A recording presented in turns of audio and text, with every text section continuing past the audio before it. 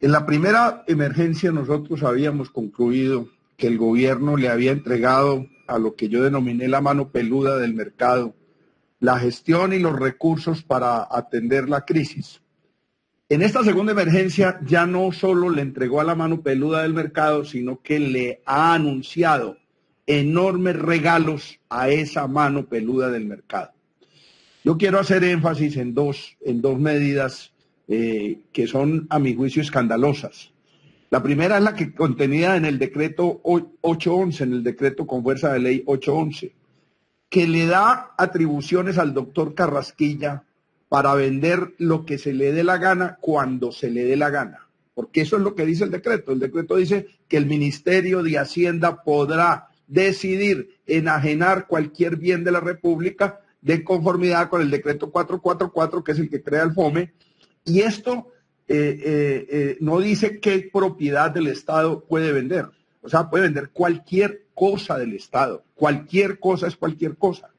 Y se rumora que el interés principal del doctor Carrasquilla es entregar a unos monopolios ávidos de poner a ganar los capitales que no están rentando nada. Ustedes vieron los últimos datos de la tasa de interés en Estados Unidos. Tasa de interés anual del 0.25%.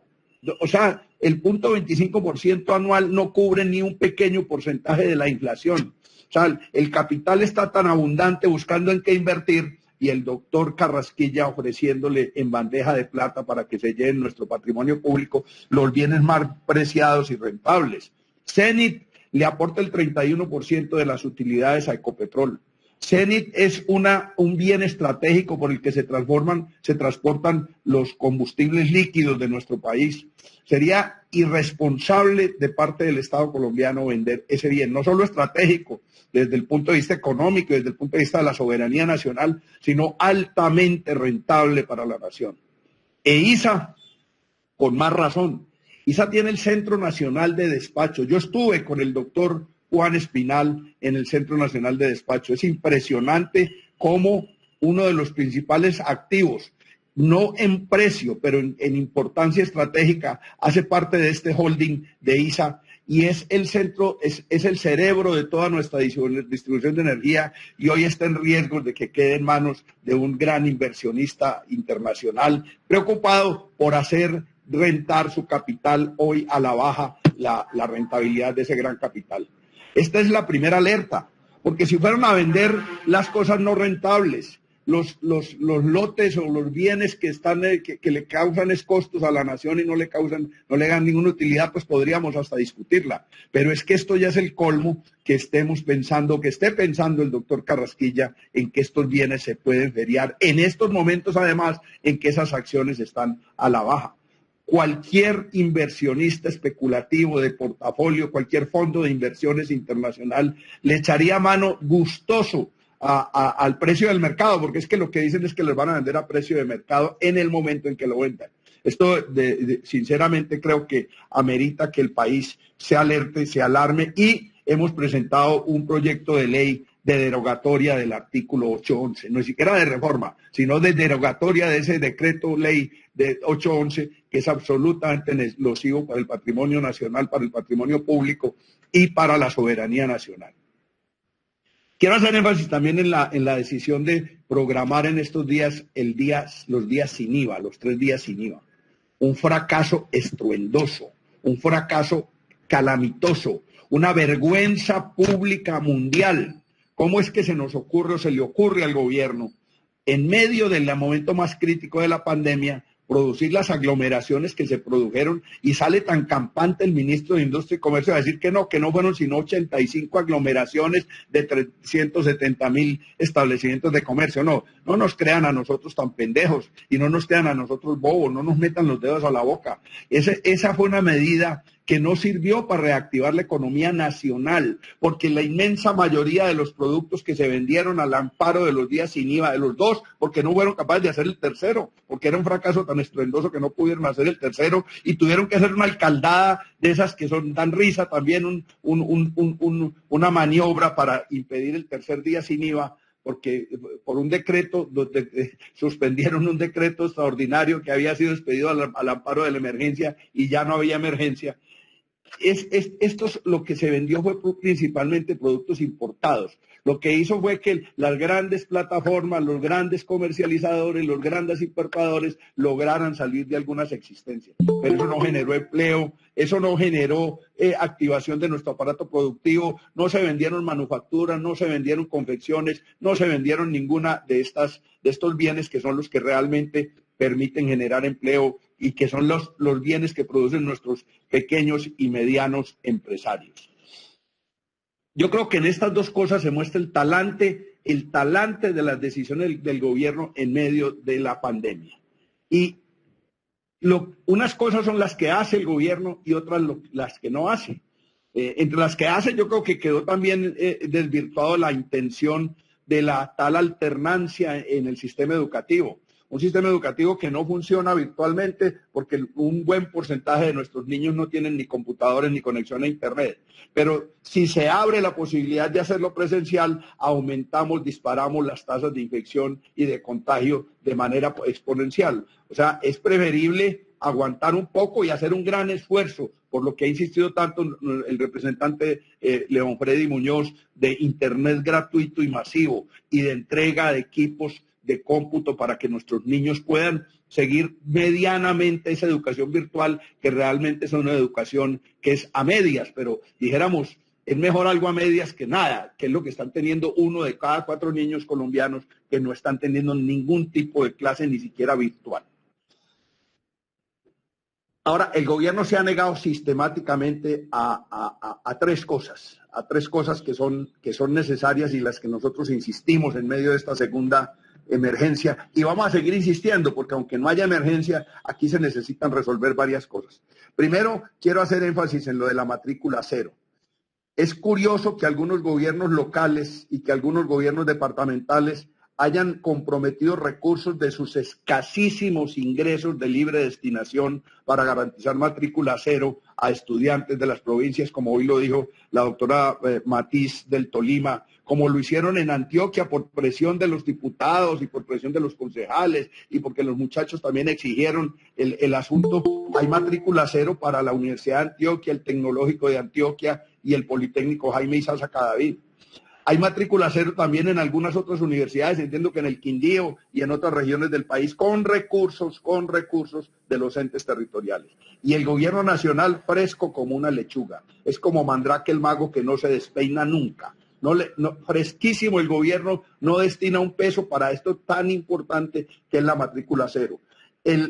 La deserción que se había calculado que podía ser del 15%, parece que va a llegar al 35, 40% en el nivel de educación superior. Esto es de una gravedad enorme, un atraso en nuestro nivel de conocimiento, un atraso en la capacitación de nuestros jóvenes, un atraso en la educación de nuestra juventud, inaceptable habiendo recursos como voy a hablar un poco al final. Y el gobierno se ha negado, y esta es la parte más grave, al establecimiento de una renta básica universal. El señor director de Planeación Nacional, de una manera cínica, trató de caricaturizar en una entrevista radial al senador Iván Marulanda, que ha sido también uno de los adalides del proyecto de ley de matrícula cero, de renta básica universal. Y trató de decir que había senadores y congresistas que estábamos pidiendo que nos auxiliaran con un salario mínimo como si no tuviéramos ingreso. Esto es yo quiero denunciar esto como una actitud irrespetuosa e irresponsable del señor director de Planeación. La renta básica que estamos exigiendo es justamente para los que no tienen ningún ingreso. Para la gente que no tiene ningún ingreso, es garantizar que por lo menos 9 millones de familias colombianas que hoy están pasando hambre, pasando dificultades, sufriendo enormemente, tengan garantizado siquiera por 3 meses un salario mínimo legal mensual vigente, 877.000 pesos, y que se le prolonguen 2 meses más, siquiera con medio salario mínimo, que calculamos es el tiempo que se requiere para empezar a tener una reactivación importante del aparato productivo y de la economía informal, que al fin y al cabo es la que más cantidad de gente ocupa, más cantidad de gente le permite solventar los ingresos para alimentar a su familia. sea, si esto no se resuelve, vamos a terminar desnutridos, con el aparato productivo destrozado, sin la economía funcionando, porque es que si usted le da 877.000 pesos a cada una de las 9 millones de familias que las necesitan, usted la reactivación que produce en la economía es importante. Se activa la producción de la venta de comida, se activa la venta de ropa, se activa la venta de bienes básicos y la economía puede empezar a tener un respiro y puede haber una pequeña generación de empleo, una importante generación de empleo que empiece a sacar a mucha gente de esta dramática situación que estamos atravesando. Muchos nos han dicho que es que no hay plata, que es que nosotros no consideramos que no hay recursos, que nosotros no aportamos ideas para la generación de recursos. Les voy a insistir en los recursos disponibles. Voy a insistir primero en una cosa que desde que empezó la crisis, en la oposición le señalamos al gobierno que había que acudir a esos recursos. El senador Robledo, a los 8 días de la crisis, le envió una carta al señor presidente señalándole que había 53.000 millones de dólares en reservas internacionales, rentando nada, rentando menos del 0.25%, en manos de fiducias y de especuladores internacionales. 53.000 millones de dólares. También le señaló en esa carta que de esas reservas se podía disponer al menos de 8.000 millones de dólares y no quedábamos en el mundo con un déficit de reservas, porque las reservas son calculadas como un tiempo, unos 6 meses del valor de las importaciones de un país. Con 45.000 millones de pesos podíamos de dólares, perdón, con 45.000 millones de dólares mantenidos como reservas, se podía perfectamente con 45.000 millones de dólares garantizar 6 meses de pago de importaciones y quedábamos como en el promedio mundial de las reservas que tienen los países de las reservas internacionales. Y 8.000 millones de dólares en ese momento hubieran representado una cifra de entre 35 y 40 billones de pesos que bien que le hubieran caído a la economía nacional como inyección para generar empleo, para sostener nóminas, para sostener deudas, para suspender créditos hipotecarios, no para aplazar deudas, sino para suspenderlas, no para aplazar el pago de servicios públicos, sino para pagarle los servicios públicos a la gente mientras pasara la pandemia, para permitirle a la gente que dejara de pagar todo lo que tenía que pagar y recibir una venta básica. ¿Y qué ha hecho el gobierno? El gobierno, aquí tenemos el dato, el doctor Leal lo mencionó, pero lo voy a repetir. El FOME hoy solamente dispone o ha dispuesto el gobierno de 32 billones de pesos para ingresos del FOME. 32. Buena parte de ellos, más de la mitad de eso, de esa plata, proviene del Fondo de Estabilización Petrolera, que son recursos de los territorios, de los entes territoriales, y de los títulos solidarios en los que le regalaron $500 millón de pesos a los bancos, en que plata que le hubiera podido prestar el Banco de la República directamente al gobierno, le dieron la vuelta por los bancos para que don Luis Carlos Sarmiento Angulo y sus amigotes echaran al bolsillo 500.000 millones de pesos en el primer año. Pero lo curioso es que de esos recursos del FOME no tenemos dato, como lo dijo claramente el doctor Leal, de haber gastado y de haber girado efectivamente a la fecha, a hoy, más de 11,5 billones de pesos. Necesitamos saber los otros 26 billones de pesos, ¿dónde están? Perdón, los otros 20 billones, 21 billones de pesos, ¿dónde están? ¿A qué los tienen destinados? ¿Cómo van a hacer el gobierno con el tema de las vacunas? Mañana esperemos que nos dé una explicación amplia y suficiente y clara y contundente el gobierno sobre el tema de las vacunas, que es un tema que preocupa, porque además están instalando una narrativa que no es cierta. Yo quiero alertar a mis compañeros en esto. No es cierto que el día que aparezca la vacuna desaparece el problema como por arte de magia. No es así. Primero, porque las vacunas no van a llegar de un día para otro a todo el mundo. Y segundo, porque así llegasen de un día para otro a todo el mundo, las vacunas para infecciones o para afecciones respiratorias de tipo viral no son eficientes al 100%. Cubren apenas parcialmente las necesidades. O si no, miren el dato de la vacuna contra la influenza. Esa es una vacuna que ya existe en el mundo y que cubre escasamente el 50-60% de los vacunados. A eso les es efectiva. La efectividad no es el 100%. O sea, aquí tiene que seguir habiendo una intervención integral de aumento de las unidades de cuidados intensivos, de aumento de la separación entre las personas, de aumento del uso de mascarillas. Todas estas medidas hay que seguirlas sosteniendo, así haya vacuna. Así que yo concluyo simplemente con esto, señor presidente y estimados compañeros.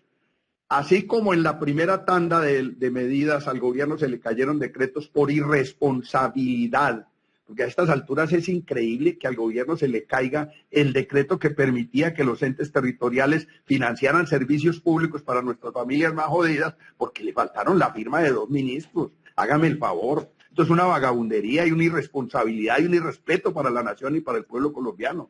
Es increíble que se le haya caído al gobierno el decreto de pensiones que estaba advertido, que tenía elementos que eran ilegales, que cruzaban la frontera de la emergencia, como era trasladar pensionados del sector público, del sector privado a Colpensiones. Y así, con esa medida arbitraria a la que nos opusimos, se cayó también una positiva, y era que se pudiera dejar de aportar a pensiones durante un periodo, aportar solamente la parte que correspondía al seguro. También se llevaron de calle esa, que era una medida positiva por la irresponsabilidad del gobierno.